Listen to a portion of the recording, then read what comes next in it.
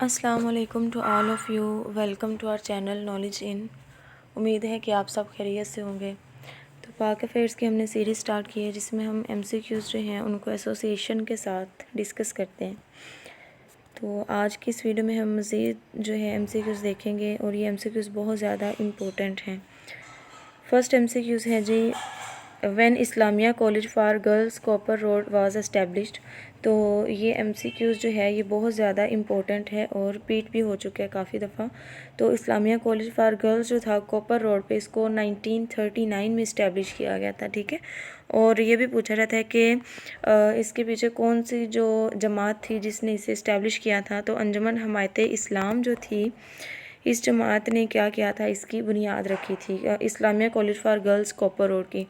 और इसका पर्पस जो था वो भी याद रखिएगा, वो ये था कि वीमेंस जो हैं उनको भी एम्पावर किया जाए, उनकी भी जो एजुकेशनल अपॉर्चुनिटीज़ हैं उनको भी प्रॉपर प्रोवाइड की जाए ताकि वो भी एजुकेशन जो है वो हासिल कर सकें। नेक्स्ट है when Hindi Urdu controversy started. तो उर्दू हिंदी तनाज़ा जो था ये 1867 में स्टार्ट हुआ था, ठीक है। और इसी तनाज़े के बाद जो था सर सैयद अहमद का नज़रिया वो चेंज हो गया था। यानी पहले सर सैयद अहमद जो थे वो ये कहते थे कि हिंदू और मुसलमान जो हैं वो इकट्ठे रह सकते हैं। तो बाद में क्या हुआ, जब उर्दू हिंदी कंट्रोवर्सी आई तो जो सर सैयद अहमद ख़ान थे फिर उन्होंने टू नेशन थ्योरी का जो आइडिया था वो प्रेजेंट किया कि मुसलमान और हिंदू जो हैं वो कभी भी इकट्ठे नहीं रह सकते। इनका कल्चर, इनके रिलीजियस प्रैक्टिसेस जो हैं, इसके अलावा इनके जो एथिक्स हैं, नॉर्म्स हैं, जो भी सोशल इनके इवेंट्स होते हैं वो एक दूसरे से बिल्कुल डिफरेंट हैं, ठीक है। तो ये दोनों नेशंस जो हैं वो इकट्ठे साथ नहीं रह सकती। तो उर्दू हिंदी कंट्रोवर्सी की वजह से ही ये टू नेशन थ्योरी का जो कॉन्सेप्ट था वो दिया गया था। When Indian council act was enforced. तो इंडियन काउंसिल एक्ट जो था इसे 1861 एंड 1892 में इन्फोर्स किया गया था।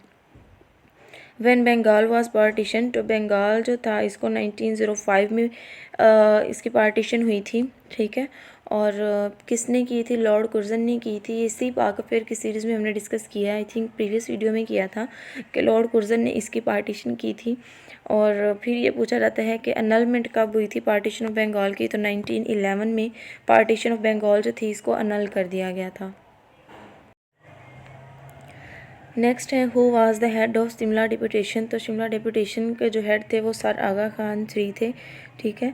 और फिर ये भी पूछा जाता है कि शिमला डिपुटेशन जो था इसमें मेंबर्स कितने थे। ये बहुत दफ़ा MCQs है। तो इसमें टोटल 35 मेंबर्स थे और ये 1 अक्टूबर 1906 में हुआ था, ठीक है, शिमला डिपुटेशन, जिसमें सर आगा खान जो थे मतलब 35 लोगों का डेलीगेट गया था ब्रिटिश गवर्नमेंट की तरफ। और इन्होंने अपनी डिमांड रखी थी कि मुसलमान जो हैं उनको सेपरेट इलेक्टोरेट का जो राइट है वो दिया जाए। मजलिस खादमे काबा वाज एस्टेब्लिश्ड इन। तो ये जी 1913 में इस्टेब्लिश की गई थी, ठीक है। नेक्स्ट है what was Muslim outlook. This was the name of a journal that was started by खिलाफत डेपुटेशन इन लंदन, ठीक है। तो ये जर्नल का नेम है जो खिलाफत डेपुटेशन हुई थी लंदन में तब स्टार्ट किया गया था। When treaty of Sevres was sign. तो ट्रीटी ऑफ सेवरस जो थी ये 10 अगस्त 1920 में साइन की गई थी। प्रीवियस वीडियो में डिस्कस किया था कि किन के दरमियान ये साइन हुई थी। तो ये आप लोग कमेंट में बताएंगे कि किन के दरमियान ये ट्रीटी जो थी वो साइन की गई थी। When was who was Mopla's against British, sorry was Moplas against British. तो जी मोपला जो थे वो खिलाफत मूवमेंट को सपोर्ट कर रहे थे और ब्रिटिश के ख़िलाफ़ थे, ठीक है। मोपला रिवोल्ट हुई थी। तो उसके बाद ही जो था इसमें वो आता है जिसमें चोरा चोरी का इंसिडेंट आता है। फिर इसमें जनरल डायर जो था उसने ये ऑर्डर किया था कि ब्रूटली मतलब उन्होंने किल किया था, फायरिंग कर दी थी, ओपनली फायरिंग की गई थी मुसलमानों पे, बहुत सारे लोग मारे गए। फिर उसके बाद जो हुआ था मुसलमानों ने बदला लेने के लिए पुलिस स्टेशन को आग लगाई जिसमें तकरीबन 21 जो पुलिसमैन थे वो ज़िंदा जल गए थे। देन इसके बाद हिजरत मूवमेंट स्टार्ट हुई, अफ़गानिस्तान की तरफ लोगों ने मूव करना शुरू किया, ठीक है। तो ये सारे जो इंसिडेंट हैं वो खिलाफत मूवमेंट में आते हैं। नेक्स्ट है जी, हु वाज जनरल डायर। तो जनरल डायर जो था ये वही था जिसने जलियांवाला बाग जो था वहाँ पे लोग जो थे वो जमा हुए थे, तो इसने पुलिस वालों को ऑर्डर दिया कि आप लोग जो है वो किल कर दें without giving any warning to Muslim peoples. इन्होंने क्या किया कि ओपनली फायरिंग की जिसमें बहुत सारे मुसलमान जो थे वो मारे गए थे। Who founded cow protection society. तो काउ प्रोटेक्शन सोसाइटी जो थी ये 1882 में बनाई गई थी, ठीक है, और बाल गंगाधर तिलक ने इसकी बुनियाद रखी थी। और ये आप लोग चेक कीजिएगा, आई थिंक ये दयानंद सरस्वती ने इसकी बुनियाद रखी थी, लेकिन फिर इसको चेक कर लेंगे। तो 1882 में बनी थी और इसमें क्या किया गया था कि इंडियन जो कॉन्स्टिट्यूशन था ना उसमें आर्टिकल 48 जो था वो शामिल किया गया। इस आर्टिकल के मुताबिक इन्होंने कहा था कि काउ स्लाटर जो है ना उसे अब बैन किया जाए, यानी हिंदू जो हैं वो गाय को अपने गौ माता कहते हैं, वो उसे बड़ा मुकद्दस मानते हैं, ठीक है, बहुत सारे लोग इसकी पूजा भी करते हैं, तो वो गाय को ज़िबा करने के ख़िलाफ़ थे। जो मुसलमान भी गाय को ज़िबा करता था वो उससे बड़ा अग्रेसिव बिहेव करते थे, उसे मार भी देते थे। तो इन्होंने ये एक्ट पास किया था और काउ प्रोटेक्शन सोसाइटी बनाई थी कि काउ जो है इसको ज़िबा नहीं किया जाएगा। Who wrote Vande Mataram. तो ये इंडियन एंथम है, तो ये बंकिम चंद्र चटर्जी ने लिखा था, ठीक है। ये भी MCQs काफ़ी दफ़ा आया है। हु फाउंडेड महासभा। तो महासभा जो थी ये जी मदन मोहन मलाविया ने बनाई थी और 1915 में ये बनाई गई थी। यहाँ पे स्पेलिंग्स की थोड़ी सी मिस्टेक है। Who was the chief protagonist in Shuddhi. तो शुदी इन्होंने एक तहरीक चलाई थी इंडियन ने, तो इसका जो चीफ था वो था जी स्वामी शरदनंद। Who was Bankim Chatterjee. तो बंकिम चटर्जी कौन था? He was the writer of Anand Nath. Anand Nath जो है ये एक नावल है जो किसने लिखा था? बंकिम चटर्जी ने लिखा था। इस तरह भी MCQs पूछा जाता है। फिर ये भी पूछा जाता है कि इंडियन जो एंथम है वंदे मातरम वो कौन से नावल में शामिल है? तो वो आनंद नाथ में शामिल है, ठीक है। इस तरह से आपने MCQs याद रखना है। नेक्स्ट कुछ इंपॉर्टेंट बुक्स के नेम हैं, ये मोस्ट रिपीटेड बुक्स हैं। Who is writer of toward Pakistan. तो वहीदुज़्ज़मान जो हैं इन्होंने ये बुक लिखी जी towards Pakistan. And emergence of Pakistan जो है ये लिखी है चौधरी मोहम्मद अली ने। And who wrote the struggle for Pakistan. तो IH कुरैशी जो हैं इन्होंने स्ट्रगल फॉर पाकिस्तान लिखी। And why Pirpur report was prepared.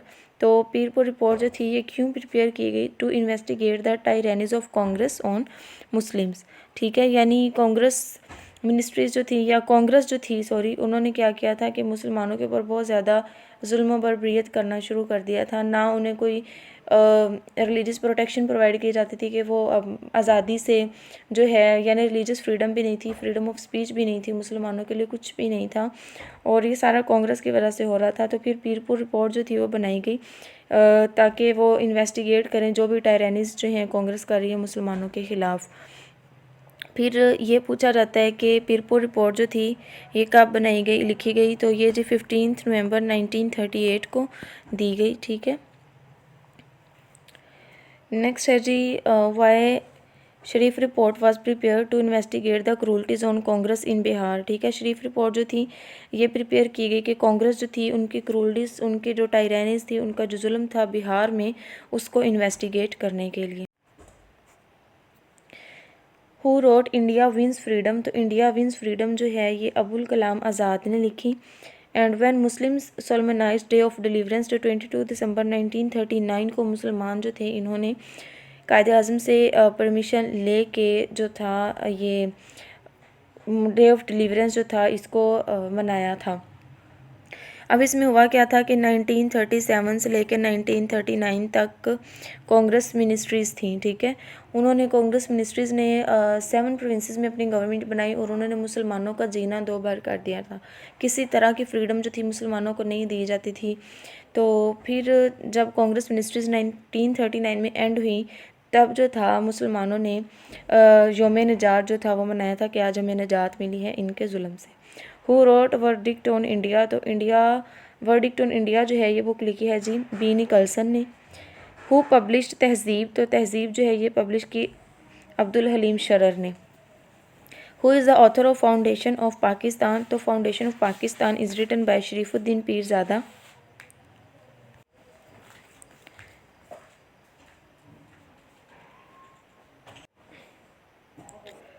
Next है जी, who were Khairi brothers? Khairi brothers कौन थे? They were professors Abdul Sattar Khairi and doctor Abdul Jabbar Khairi. ये नाम याद रखिएगा लाजमी, और इनका प्रोफेशन भी याद कीजिएगा कि ये प्रोफेसर थे। Who wrote the making of Pakistan? तो मेकिंग ऑफ पाकिस्तान जो है ये ए के अजीज़ ने लिखी। Most important and most repeated MCQs हैं, ठीक है। Who wrote now or never? तो ये जी 1933 में लिखा गया था, और ये लिखा था जी चौधरी रहमत अली ने, ठीक है। इनका पम्फलेट था। Who wrote a federation of cultural zone for India? तो डॉक्टर अब्दुल लतीफ़ जो थे, इन्होंने ये बुक लिखी थी कि a federation of cultural zone for India. Next है जी, who wrote a pathway to Pakistan? तो चौधरी खलीकुज़्ज़मान की ये बुक है pathway to Pakistan.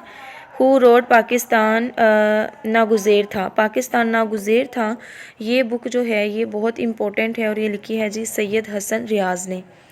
Who was the master Tara Singh? तो मास्टर तारा सिंह जो था ये कौन था? He was the leader of six, ये सिखों का लीडर था master Tara Singh. When quit India movement was started? तो 1942 में क्विट इंडिया मूवमेंट जो थी ये स्टार्ट की गई थी, गांधी ने स्टार्ट की थी ये movement. Who wrote father and daughter? तो फादर एंड डॉटर जो है ये बेगम शाह नवाज़ ने लिखी। नेक्स्ट है जी, when Shimla conference was held? तो शिमला कॉन्फ्रेंस जो थी ये 25 जून 1945 में हुई। Who wrote transfer of power in India? तो VP मेनन जो थे, इन्होंने ये बुक लिखी थी transfer of power in India. Who were members of cabinet mission? तो ये भी पूछा जाता है कि कैबिनेट मिशन में कितने मेंबर थे? 3 थे, ठीक है। और नेम भी पूछ लिए जाते हैं, स्टेफर्ड क्रिप्स थे, AV अलेक्जेंडर थे, सर पैथिक लॉरेंस थे, ठीक है। ये सारे ब्रिटिश थे, इसमें कोई भी इंडियन मेंबर नहीं था। ये भी पूछा जाता है कि how many Indian members were part of cabinet mission? तो कोई भी इंडियन मेंबर इसमें नहीं था, 3 मेंबर थे, और तीनों ही जो थे वो ब्रिटिश थे। When Quaid-e Azam called for direct action day? Sorry, ये थोड़ी सी टाइपिंग मिस्टेक हो जाती। तो 16 अगस्त 1946 में कायदे आज़म ने डायरेक्ट एक्शन डे जो था वो उसके लिए कॉल किया था, मतलब बुलाया था कि डायरेक्ट एक्शन डे जो है वो मनाया जा सकता है 16 अगस्त 1946 में। Who was the last viceroy of Britain? तो लॉर्ड माउंटबेटन जो था ये लास्ट वाइसरॉय था ब्रिटेन का। नेक्स्ट है जी, who were the members of Punjab boundary commission?